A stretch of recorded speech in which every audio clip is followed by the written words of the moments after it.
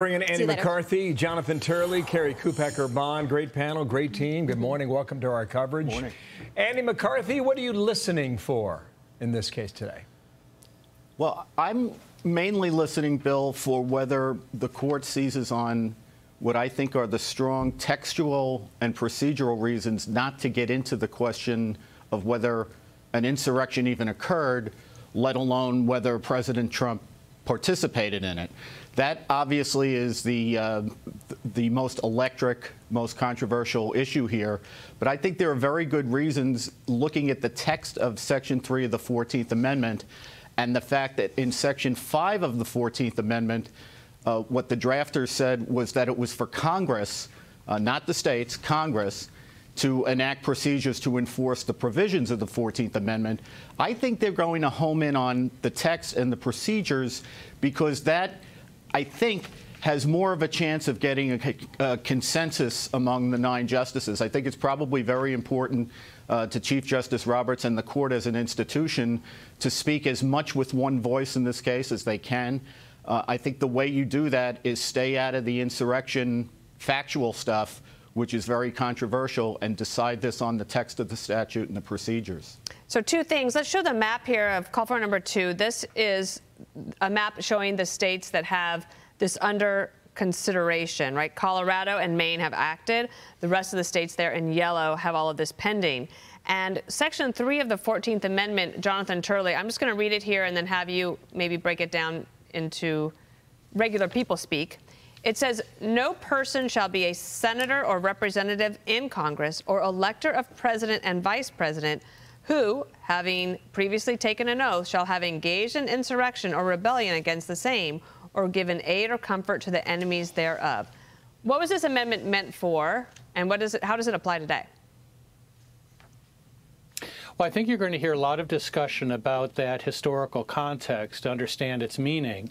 This was written after a civil war in which hundreds of thousands of people died. You had a confederacy that had its own army, navy, foreign policy, and currency.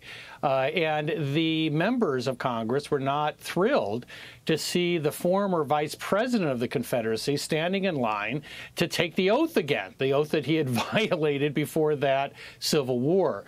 And they put an end to that, at least potentially, in this amendment. But that context is going to weigh very heavily. Many of us believe that this theory is just wrong on the text, wrong on the history. It also happens to be incredibly dangerous. But the court is really culturally inclined to have the smallest footprint possible at these moments. And they have 3 primary questions here.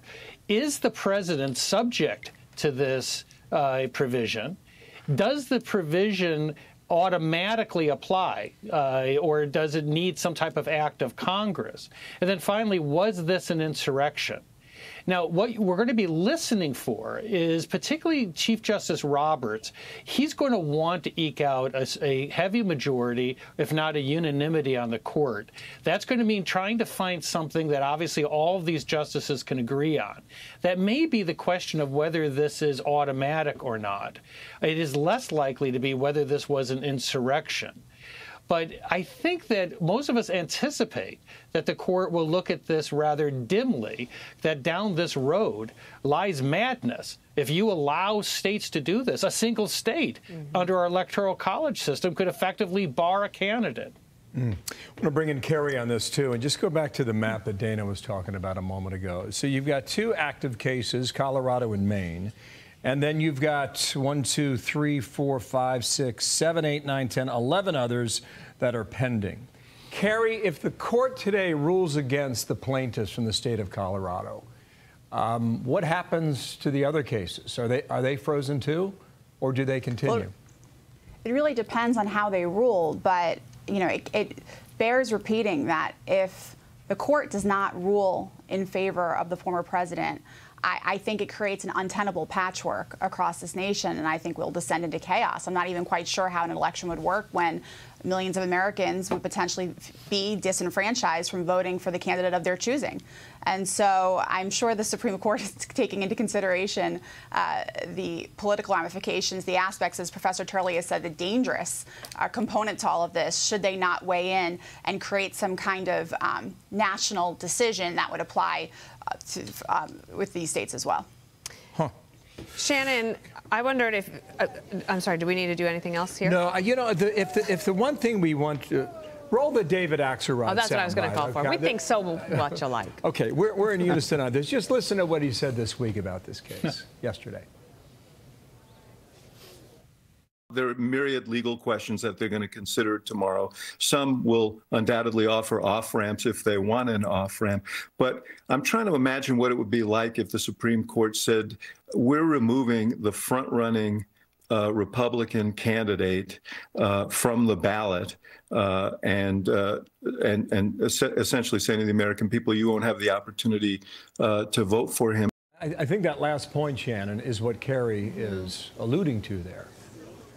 Yeah, and I think it has to be part of the consideration. I mean, it's certainly been in the briefing as well, where people have talked about the fact that you will create a situation where different states will have different, potentially, standards for whether or not somebody is allowed to be on the ballot.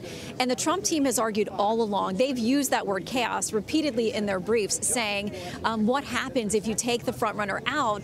It is going to be, they will always argue, looking as if there are people who are acting very politically with these court decisions and not simply following the text of the law or of the statute. So that's very much been a part of their argument, and we'll see what the justices think here. I do think, as our other esteemed guests have said, there's a lot of procedural stuff that the justices will probably end up finding their decision or an off-ramp in that stops them from getting to some kind of consideration of whether or not, quote-unquote, insurrection, whether President Trump was guilty of that. He hasn't been charged. He hasn't been found that. But again, Colorado continues to maintain that through its 5-day hearing that it had initially in the court process there, going through the Colorado Supreme Court, that they did find him guilty of insurrection. It was not a criminal trial. It was not what would meet most people's definition. So it's hard to believe that this court would find that either. Andy McCarthy, I wonder if you could talk about a little bit with the lawyers who will be represented here today, representing both sides, because as you go up through law school, maybe you imagine yourself one day arguing in front of the Supreme Court, but never, I would imagine, did it enter their mind that this would be the case. You know, I think I'm of two minds about this. You're right. It's kind of, if you think about it in the abstract, it's epic to be in a kind of a case like this. But one time long ago and far away, I tried a case that, you know, got similar attention, probably nothing like this, but a terrorism case in the 90s. And I have to say, you really have to tune that out and live in the day-to-day and the mission that you're trying to accomplish. So I actually found, at least my experience of something like this was a lot of camaraderie with the people around you, but mainly tuning out the noise, because what you have to be doing strategically is trying to figure out, knowing that the court is going to want to have consensus here, what arguments can I make to particular justices to try to draw that out? So you have to be consumed with what your strategy is in terms of bringing the court together on something that they can agree on, hopefully something close to 9-0.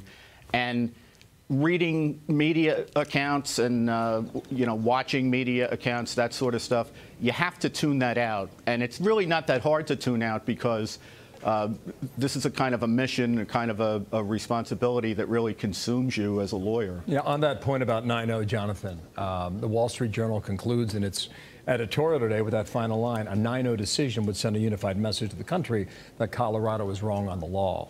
How often is it that you get a case before the court and they just kick it back and it's 9-0 and it's decided? Well, they actually decide many cases with unanimity, and they decide the vast majority cases either on unanimous or a heavy majority vote. The coverage of the court as being ideologically and hopelessly divided is a spin. I mean, in most of the cases the court deals with, you don't see that intense division.